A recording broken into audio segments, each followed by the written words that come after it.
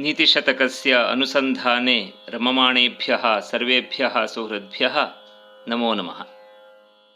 अद्य नवमं पद्यं। कृमिकुलचितं लालाक्लिन्नं विगन्धिजुगुप्सितं निरुपमरसं प्रीत्या खादन्नरास्थिनिरामिषं सुरपतिमपि श्वा पार्श्वस्थं विलोक्य न शङ्कते न हि गणयति क्षुद्रो जन्तुः परिग्रहफल्गुताम्। पदच्छेदः। कृमिकुलचितं लालाक्लिन्नं विगन्धिजुगुप्सितं निरुपमरसं प्रीत्या खादन् नरास्थि निरामिषं सुरपतिम् अपि श्वा पार्श्वस्थं विलोक्य न शङ्कते न हि गणयति क्षुद्रो जन्तुः परिग्रहफल्गुताम्। अत्र न हि गणयति क्षुद्रो जन्तुः परिग्रहफल्गुताम् इति अन्तिमपादे पद्यस्य सारः नीतिः अस्ति। एनां नीतिं समर्थयितुं कविः निदर्शनं ददाति। तद् निदर्शनं प्रथमेषु 3 पादेषु अभिव्यक्तमस्ति। क्षुद्रः जन्तुः न गणयति। गणयति इति अत्र क्रियापदम्। कः न गणयति? जन्तुः न गणयति। जन्तुः नाम प्राणी। प्राणी तु चेतनात् जन्मी। प्राणी तु चेतनो जन्मी जन्तुजन्युशरीरिणः। कीदृशः प्राणी? क्षुद्रः प्राणी, क्षुद्रः जन्तुः। त्रिषु क्रूरेधमेल्पेऽपि क्षुद्रं मात्रा परिच्छदे। क्षुद्रः जन्तुः न गणयति। कां न गणयति? परिग्रहफल्गुतां न गणयति। परिग्रहस्य फल्गुता। परिग्रहः नाम स्वस्य समीपे विद्यमानं वस्तु अथवा स्वीकृतं वस्तु अथवा प्राप्तं वस्तु। पत्नी परिजनादान मूलशापाः परिग्रहाः इति कोशे अस्ति। तादृशं वस्तु तुच्छम् अस्ति चेदपि तस्य तुच्छतां सः न गणयति। फल्गु नाम तुच्छत्। अवसारं फल्गुशून्यं वशिकं तुच्छरिक्तके। फल्गुता नाम तुच्छता। अत्र तल् इति प्रत्ययः अस्ति। फल्गु इति मूलशब्दः अस्ति। तादृशस्य वस्तुनः फल्गुतां तुच्छतां सः न गणयति। तद् अमूल्यम् इति सः चिन्तयति। क्षुद्रः जन्तुः, अल्पः प्राणी अथवा मनुष्यः कोऽपि वा भवतु, यस्य प्राणः अस्ति सः प्राणी।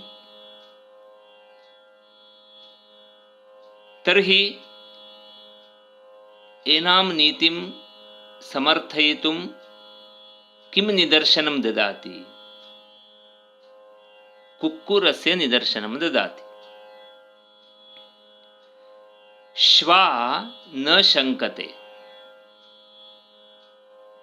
श्वा नाम कुक्कुरः, शुनकः। कुक्कुरश्वा च भषकः शुनको मृगदंशकः।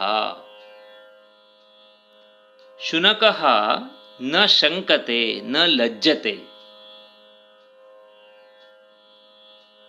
सुरपतिम् अपि पार्श्वस्थं विलोक्य, पार्श्वस्थं सुरपतिं विलोक्य, पार्श्वे स्थितं कं सुरपतिं, सुराणां पतिः सुरपतिः देवेन्द्रः,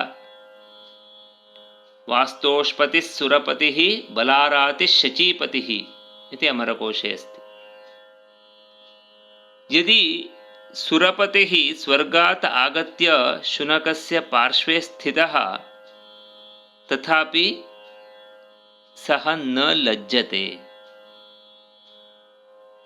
किमर्थं लज्जा करणीया? कीदृशः शुनकः तर्हि न लज्जते? खादन् शुनकः। कीदृशः शुनकः? खादन् शुनकः। किं खादन् अस्ति? नरास्थि खादन् शुनकः। नरस्य अस्थि, अस्थि इति नपुंसकलिङ्गशब्दः। अस्थि विसर्जनम् इत्यादि भवन्तः जानन्ति, अतः तस्य अर्थम् अपि जानन्ति। खादन् इत्यत्र खादधातुः शत्रप्रत्ययः अस्ति। तादृशः श्वा सुरपतिं न विलोक्य शङ्कते। विलोक्य नाम दृष्ट्वा, ल्यबन्ताव्ययः अस्ति अत्र। सुरपतिं श्वा न शङ्कते। किं कुर्वन्? नरास्थि खादन्। कथं खादन्? प्रीत्या खादन्। प्रीत्या खादन् अस्ति, अतः तत्रैव मग्नः अस्ति। पार्श्वे स्थितं सुरपतिं दृष्ट्वा अपि न लज्जते। तर्हि कीदृशं नरास्थि? तस्य बहूनि विशेषणानि कविना दत्तानि। कृमिकुलचितं, कृमीणां कुलं कृमिकुलं, तेन चितं व्याप्तं। पुनः लालाक्लिन्नं, लालारसेन क्लिन्नं। सृणीका स्यन्दिनी लाला इति कोशे उक्तम्। अस्माकं मुखे यदा आहारं स्थापयामः लालारसः स्रवति, तेन आहारः क्लिन्नः भवति, तेन जीर्णं भवति। जीर्णं कर्तुं तत्र सुलभता भवति। तादृशलालारसेन क्लिन्नं केचन मुखमलम् इत्यपि वदन्ति। यदि लालारसः बहिः आगच्छति मलं भवति। अत्र तथैव अभवत्। शुनकस्य लालारसेन एव नरास्थि क्लिन्नम् अस्ति। क्लिन्नं नाम आर्द्रम्। आर्द्रे सार्द्रे क्लिन्नम् इति कोशकारः वदति। तादृशं नरास्थि खादन् वर्तते शुनकः। पुनः कीदृशं? विगन्धी। गन्धः नाम परिमलः अथवा सुवासना इत्यपि वदन्ति। अत्र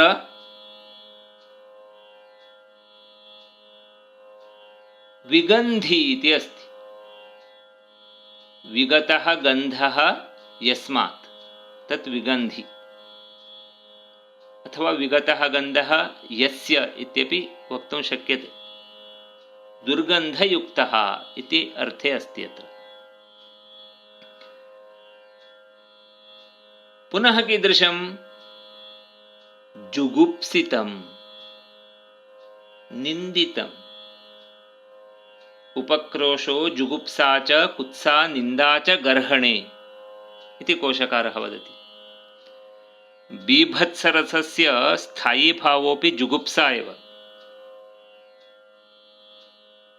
बीभत्सं नाम असह्यं। तादृशरसः तत्र स्फुरति यदि तादृशं दृश्यं वयं पश्यामः।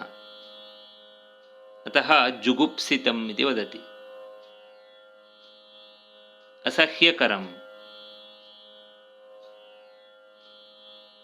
पुनः कथमस्ति? कीदृशं नरास्थि?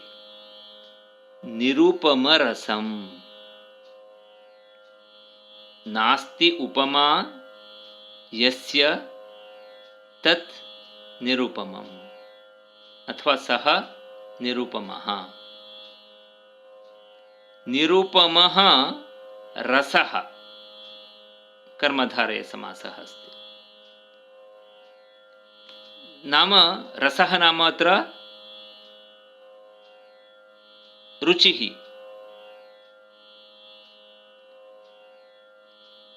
एतादृशरुचियुक्तं वस्तु अन्यत् नास्ति इति चिन्तयन् सः श्वा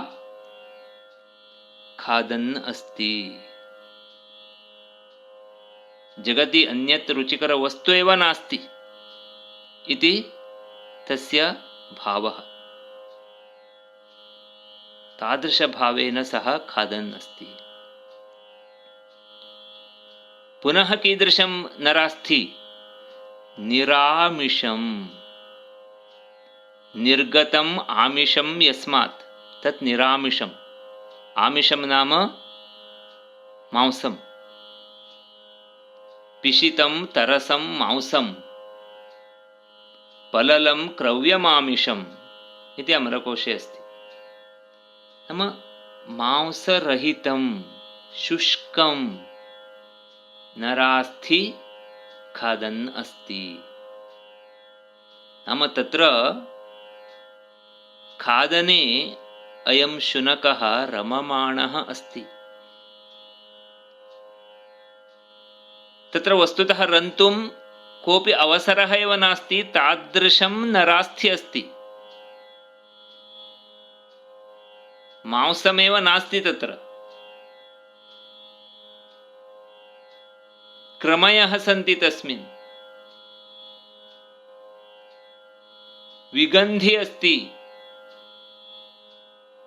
दुर्गन्धयुक्तं। तथापि तादृशं नरास्थि खादन् शुनकः अपि तादृशसमये अथवा तस्मिन् समये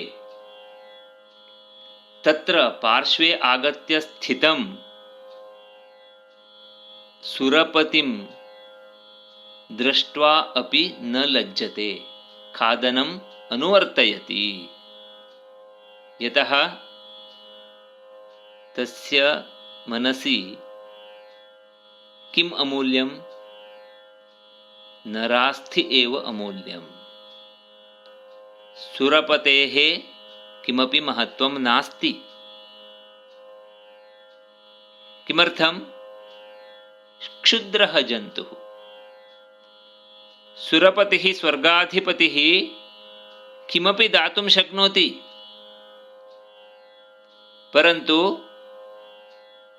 तस्य विषये शुनकस्य चिन्ता एव नास्ति। यत् हस्ते अस्ति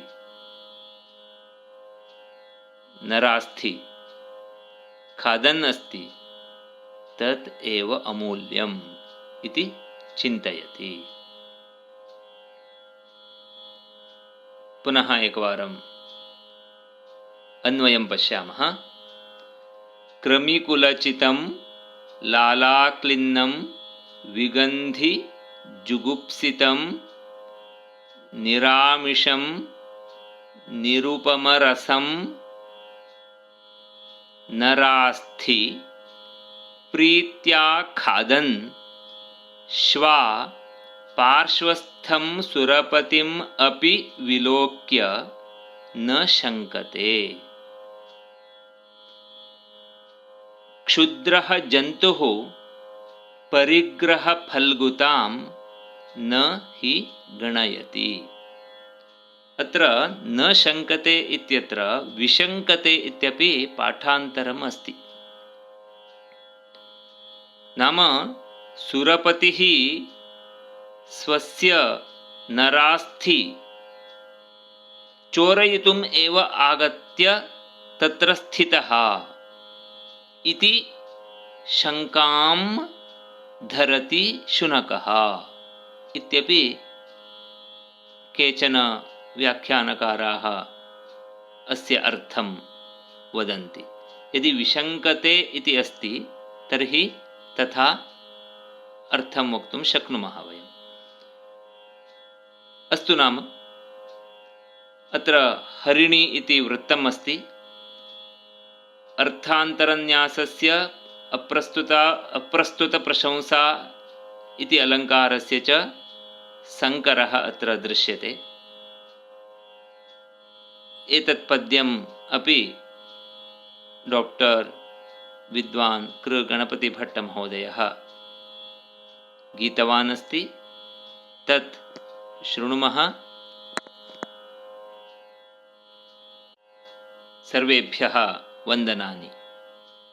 कृमिकुलचितं लालाक्लिन्नं विगन्धिजुगुप्सितं निरुपमरसं प्रीत्या खादन्नरास्थि निरामिषम् सुरपतिमपि श्वा पार्श्वस्थं विलोक्य न शङ्कते न हि गणयति क्षुद्रो जन्तुः परिग्रहफल्गुताम्।